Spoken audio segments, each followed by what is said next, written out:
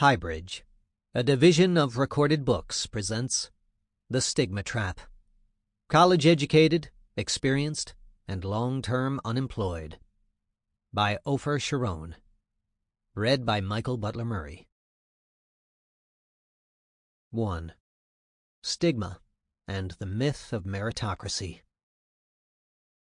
After receiving a Ph.D. in mathematics from MIT, Larry spent 3 decades working in the tech industry, most recently in the area of speech recognition.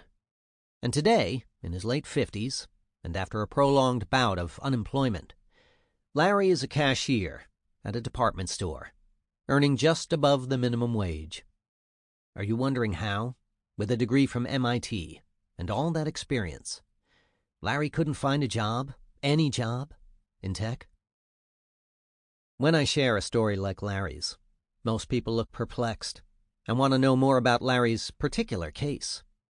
The questions they ask presume that there must be some explanation specific to Larry, some reason this happened to him, but wouldn't happen to most people, including them.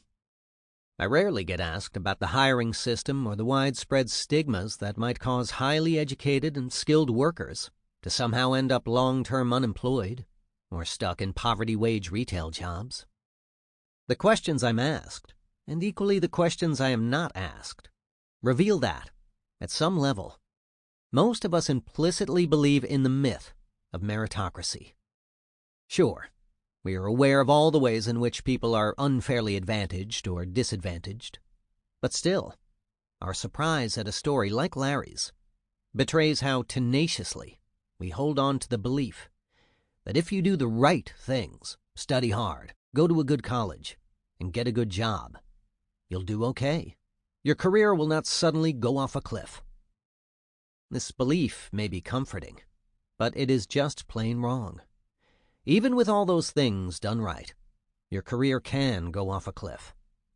It already has, for millions of American workers. In this book, we will meet college-educated white-collar workers, some with advanced degrees from top universities like MIT and Harvard, who get shut out of jobs that pay middle-class wages. This fate is not unique to college-educated workers, but focusing on such a set-for-success group reveals that in the United States, the careers of even the most privileged workers are precarious.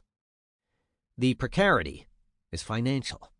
Prolonged unemployment often entails a loss of one's way of life.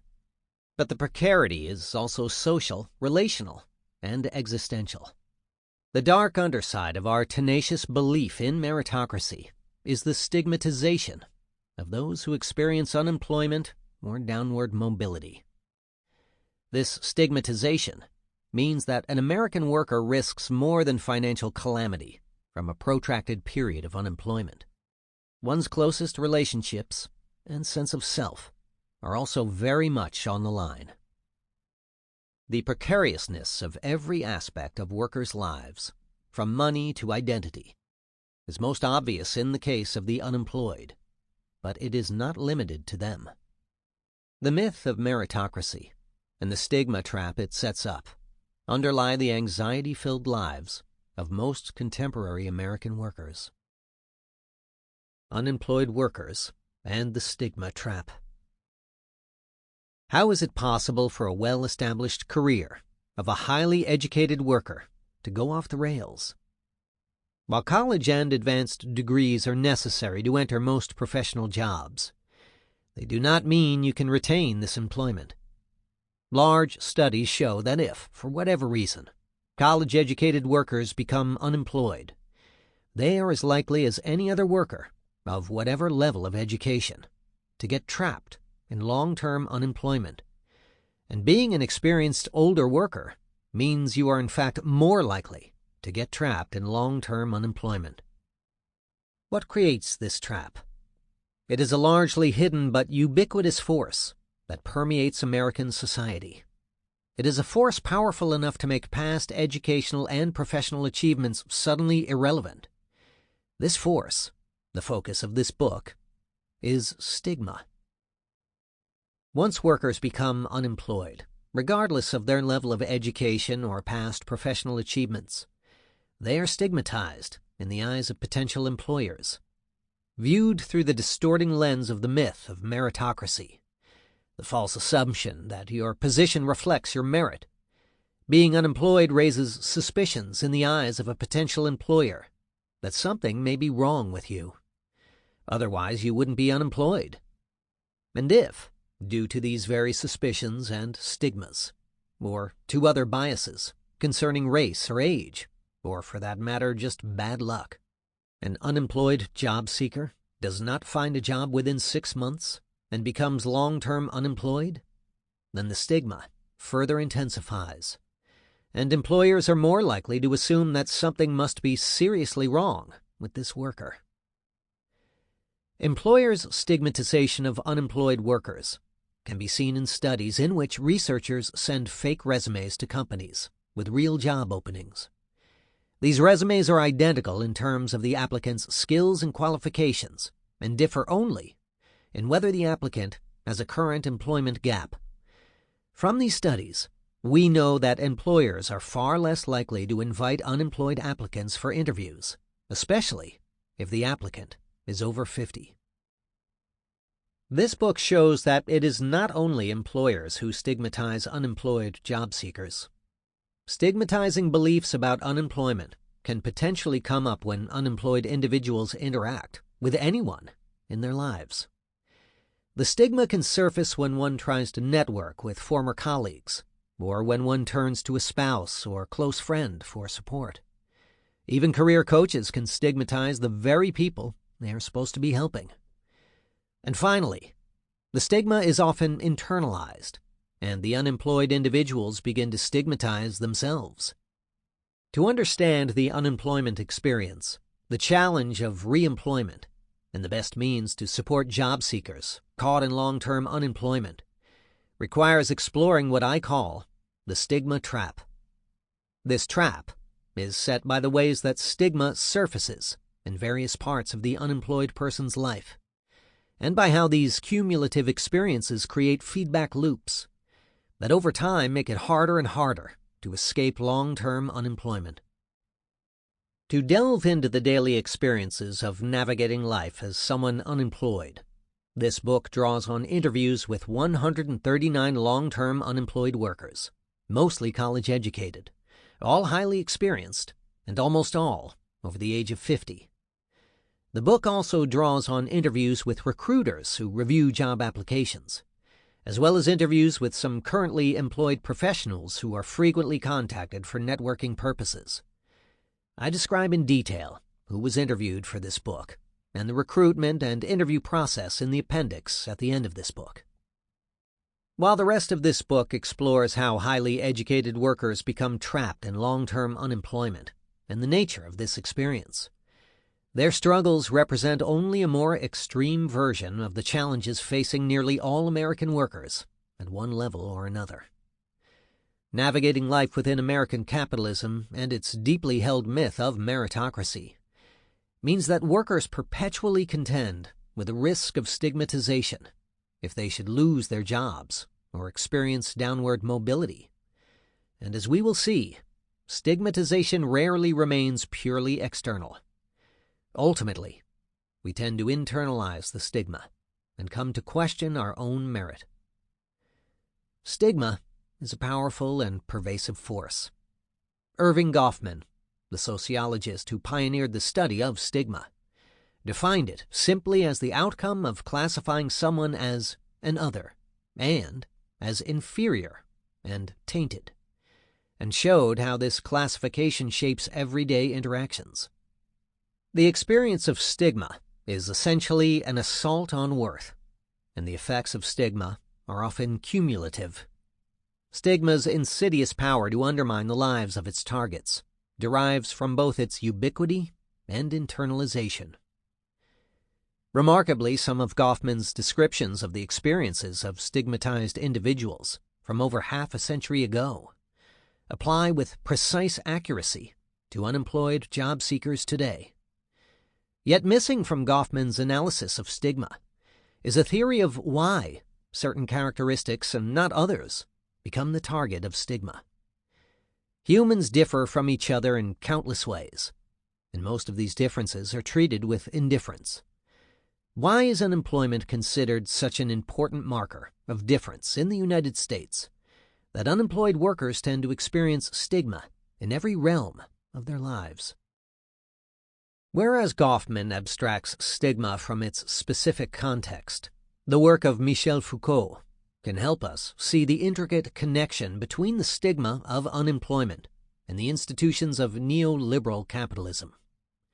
Foucault shows how, in places like the United States, the neoliberal capitalist market comes to function as an institution of veridiction, meaning that it is the primary institution relied on to verify the value of anything or anyone. When a person's unemployment is viewed through the lens of neoliberalism, it appears that the market has rendered a verdict that the unemployed person is worthless. In other words, at the core of the United States' distinctly neoliberal form of capitalism is the myth of meritocracy. A society characterized by neoliberal capitalism is organized in a way that defers to the outcomes of unregulated markets because it implicitly or explicitly assumes that markets are fair, and in particular, that success in the labor market reflects a person's merit. The crucial flip side of the assumption that success reflects merit are the skeptical questions about the talent, attitude, or motivation of anyone who experiences a lack of success in the labor market. Notably, we can see the myth of meritocracy at play every time we find ourselves drawing inferences about others, like Larry, based solely on their employment status or perceived level of career success. In each chapter of this book, we will see stigma show up in a distinct way and examine its effects. In Chapter 2, we are going to hear directly from recruiters who review applications from unemployed workers, having been assured that they will remain anonymous. These recruiters openly discuss the widely shared stigmas employers hold against unemployed and older workers. From them, we will hear the myth of meritocracy stated loud and clear, and we will see how the stigmatization of unemployed and older workers creates difficult barriers to getting a job even for those who graduated from MIT or Harvard and who enjoyed decades of professional success. When I ask recruiters what is the way out of this trap, their unanimous response is networking. Chapter 3 explores what actually happens when unemployed job seekers try to take that advice. As we will see, networking for long-term unemployed workers can be a bruising experience because they run up against stigmas and the myth of meritocracy, not only with job recruiters, but also with their own networks. And while interactions with recruiters often take place through online portals or informal interviews, networking tends to be more direct and personal, often inflicting painful blows and leaving the unemployed job seeker feeling like a beggar or a used car salesman. Next, Chapter 4 delves into the ways that the experience of long-term unemployment and the stigma attached to it undermine identities. Not only our identities as valuable workers, but sometimes our identities as viable parents or even as legitimate grown-ups. These multiple identity crises, along with the feeling of constant anxiety and the sense that one is heading toward a cliff, generate a feedback loop. As the emotional crises intensify, the stigma trap becomes even tougher to escape, because recruiters treat any hint of negative feelings as a disqualifying red flag. In other words, unemployed workers are stigmatized for being unemployed, and then further stigmatized for feeling upset about being stigmatized. Chapter 5 explores what happens in long-term unemployed job seekers' more intimate relationships. While some marriages and friendships provide crucial support, even these relationships can be poisoned by stigmatizing myths. Relationship struggles create yet another feedback loop. Not only does one lack support when it is most needed, but given the centrality of the relationships to our well-being, the struggles in these relationships become an additional source of emotional turmoil, which in turn makes getting a job even more difficult because recruiters back away from a candidate at the first whiff of turmoil. What can help? Chapter 6 examines a sociologically informed model of support, where the myth of meritocracy is contested and obstacles that are beyond individual control are openly acknowledged. This chapter will show how support that is informed by a sociological perspective facilitates awareness of the larger societal forces that make such a trap of unemployment. This awareness, in turn, helps counter the internalization of stigma. Knowing it's not really your fault does not in itself get you hired, but combating self-blame helps unemployed job seekers' well-being and resilience to continue searching. Finally, Chapter 7 considers the prospects and obstacles for unemployed job seekers to engage in collective action to challenge the forces that create the stigma trap. It will also reflect on what can be learned from the policies passed during the early stages of the COVID-19 pandemic, and more broadly, discuss the tenacity of the unemployment stigma and how it may be challenged. The unemployed workers described in this book could be any one of us. In contemporary American society, there is no escaping the risk of unemployment. The careers of American workers, regardless of prestigious degrees and impressive work experience, are precarious, and layoffs have become a routine part of life. It was not always like this. In the post-World War II era, white-collar workers at large companies could reasonably expect to stay at one company for life. In that era, layoffs of white-collar workers were rare, even during recessions. But by the 1980s, job security began to crumble. The rock star CEO of the new era, Jack Welch of General Electric, became the hero of Wall Street by routinely laying off workers, regardless of the company's profitability. American capitalism has never looked back. Currently, about 3 out of 4 American workers become unemployed at some point in their careers. And in recent decades, the percentage of unemployed workers who get trapped in long-term unemployment has been rising. As I write this, there are over 1 million Americans trapped in long-term unemployment. But the stigma of unemployment means that this group is largely invisible. Stigma individualizes the challenge of unemployment, rendering it a problem with the unemployed individual as opposed to a problem with society.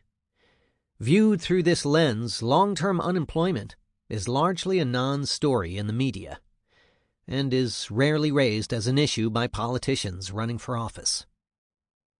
This book aims to shine a bright light on the story of long-term unemployed workers and the stigmatizing myth of meritocracy at the heart of American capitalism. This spotlight will perhaps help us see with fresh eyes the nature of the stigma trap that ensnares people who are no different from us. They are our neighbors, our former colleagues, our friends, our spouses, and perhaps ourselves. Looking with fresh eyes that are untainted by stigma is a critical first step to sparking our collective imagination for how to build a more fair and compassionate society. 2. The Trap. Advanced degree from Harvard, experienced, and long-term unemployed. It often starts with an unusual email on an otherwise ordinary day. Doug's story is typical. He is a 56-year-old project manager in information technology. Soon after arriving at work, Doug was asked to come down to his manager's office, where he found his manager and the human resources, HR, director. They just sat me down and said, "Thank you for all your hard work, and it's done." They didn't say any more. 22 years of giving his all to his company and forging deep connections with coworkers ended in that brief meeting.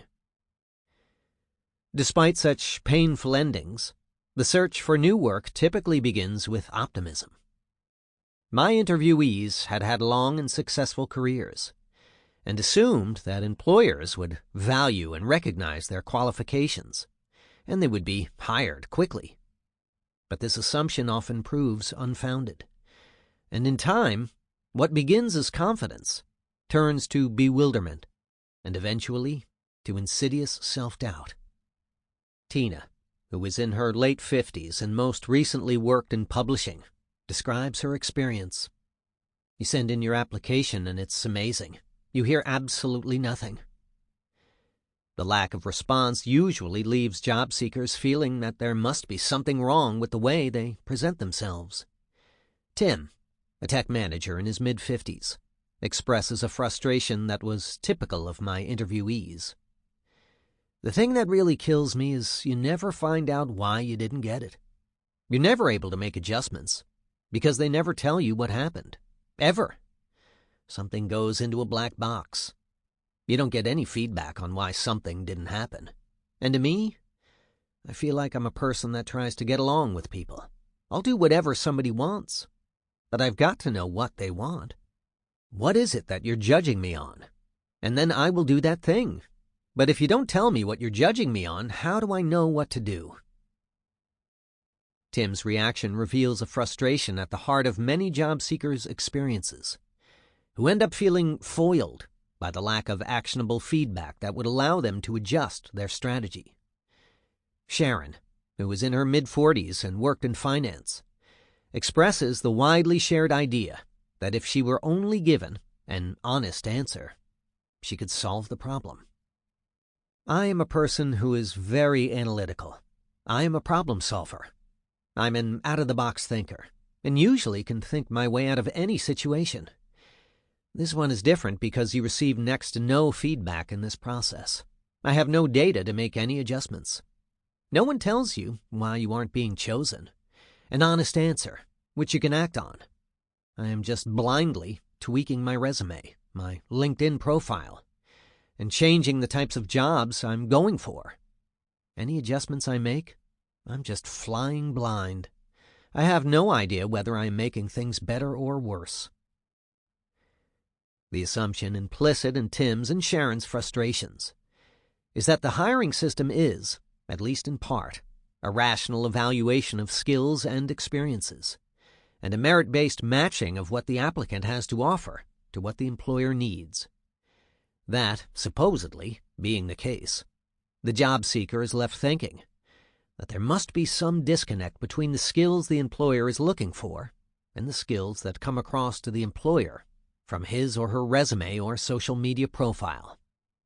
That's how it seemed to Tammy, an office manager in healthcare. It's just so hard because you don't get any feedback. They're just too busy to be bothered, so they don't want to tell you, this skill was lacking, or we wanted somebody that had more experience in such and such. I have no idea. Do I change my resume? Do I change my LinkedIn? I don't know. The assumption of merit-based hiring makes the stream of rejections particularly confusing and dispiriting. Tina does not understand why she keeps being rejected when, as she puts it, she is applying for jobs that I really am very qualified for. Similarly, Larry does not understand why he is not getting invited for interviews with companies that say they want people who have the math background and the programming background, the business background, and so on, all the things I have. And yet, I don't get anybody biting. The assumption is that hiring is mostly based on skills and experience. But what if it isn't? This was the view of one unusual job seeker, Sandra, who had a different perspective. Unlike the other job seekers I've discussed, Sandra had also been on the hiring side in her work as a director of fundraising at a university. As she had experienced it, hiring did not strictly compare experiences and skills, but was shaped much more by random factors, such as who the hiring manager happens to like, or which resume happens to be near the top of the pile. She explains, "Sometimes you hire the other person, and it's just that I liked the other person better. There wasn't anything wrong with candidate B. It's just candidate A had a nicer smile. It's like dating. Or you have a stack of resumes. You can't read them all, or you'll drive yourself crazy. You're only going to read the first 25, and there's probably somebody great in the next 500. Sandra's understanding of the importance of liking a candidate, regardless of skills or credentials, what hiring managers often refer to as having a good gut feeling or chemistry, is well documented by prior research, as is the arbitrariness that arises when recruiters have many more applications than they can assess with any care. Sandra is correct to point to factors that lead to arbitrariness in hiring. But the dearth of positive responses to the highly experienced, educated, and credentialed candidates I interviewed also has another key explanation.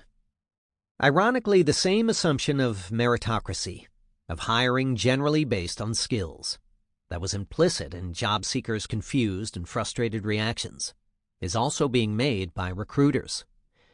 When this assumption is applied to assessing unemployed job seekers, especially those over 50, and who are long-term unemployed, it results in their systematic exclusion.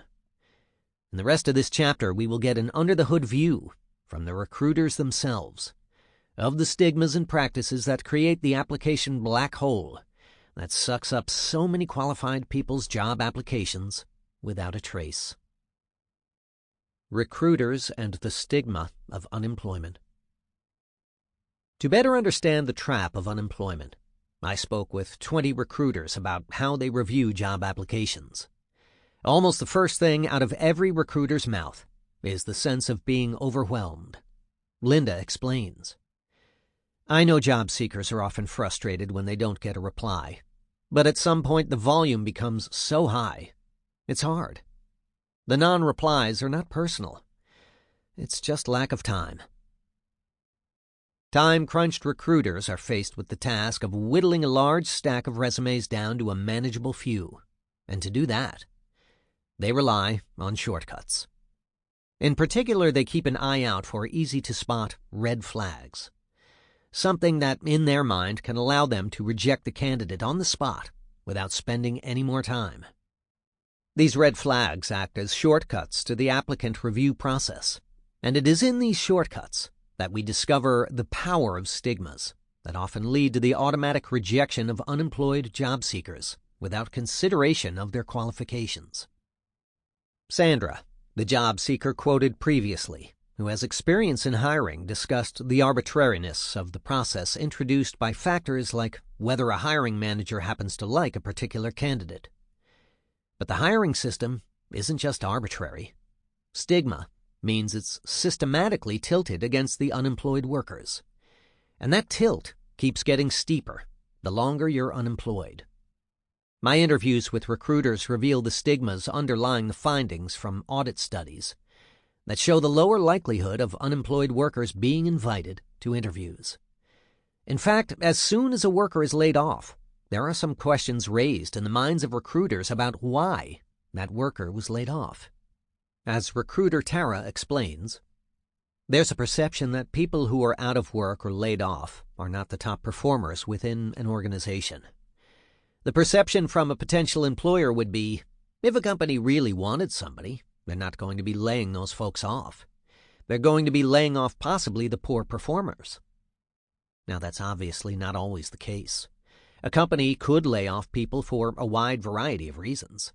But there is that perception that very often those folks who have been laid off or out of work for any length of time are not going to be the top people out there that a company might want to employ. That's a perception. The more polite way corporate America typically talks about their bias against unemployed workers is by expressing a preference for passive job seekers.